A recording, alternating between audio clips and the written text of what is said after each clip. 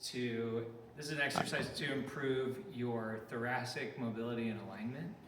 It's also going to improve the mobility through your shoulder girdle.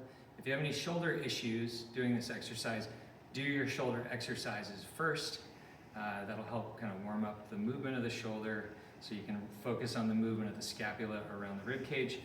Pick a weight that is moderately challenging to heavy.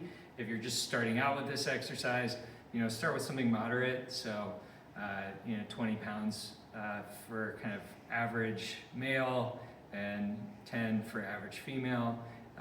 And then you have a lot of different choices. You can do this laying flat on the ground. You can do this over a ball. You can do it off of a bench. Those are all good choices. I prefer the ball, so if I get to pick one over the other, I'm going to use the ball.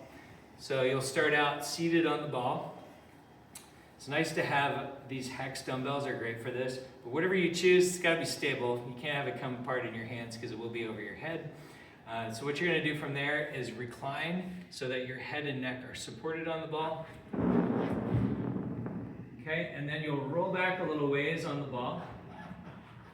And so you want to make it so your forehead is just below your chin in space. We're not, hanging upside down, but we're also not here. So we want to be just back a little ways, just where our collarbones start to decompress a little bit, our breastbone starts to open.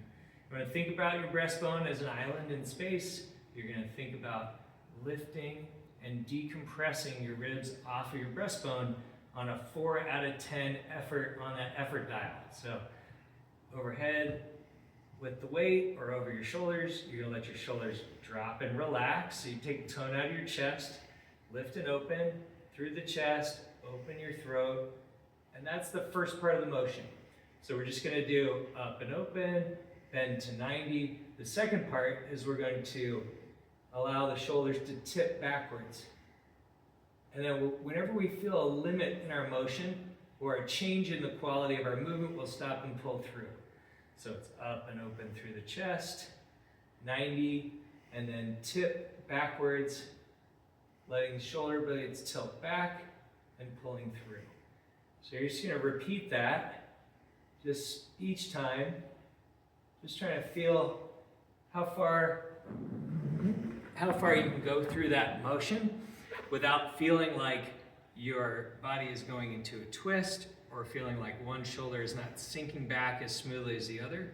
The idea is to get the shoulders to drop back equally, to get the rib cage to open equally on both sides. If you can't do that with the weight you selected, you need to go lighter.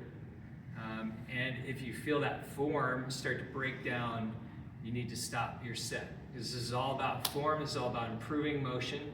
It's not about power or strength development.